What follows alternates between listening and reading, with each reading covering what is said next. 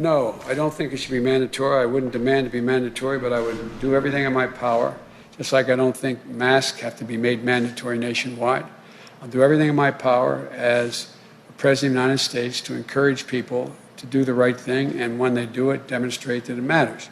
And then finally, on the vaccine, Andy Slavitt talked about the idea of a vaccine passport in the COVID briefing this morning. He said it's primarily going to be spearheaded by the private sector. What's the president's position on whether, once the vaccine is more readily available, businesses should be able to tell employees who don't want to get the vaccine for whatever reason that they can't come back into the workplace? We're going to provide guidance, just as we have through the CDC.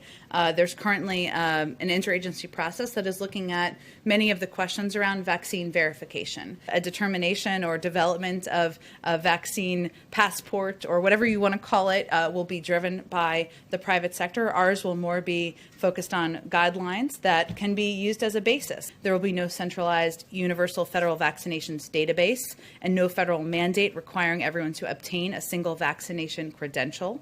We believe it will be driven by the private sector. I'm announcing that the Department of Labor is developing an emergency rule to require all employers with 100 or more employees that together employ over 80 million workers to ensure their workforces are fully vaccinated.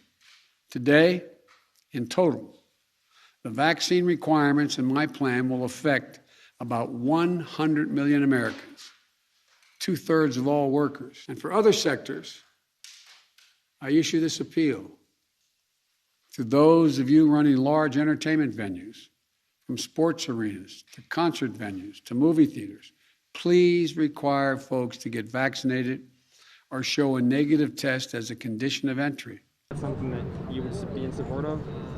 Look, I focus on what we're doing in Ohio, and you know, we know what works, and what our job every day is to make sure these vaccines are available to people. I have been supportive of the vaccine. I've pushed the vaccine.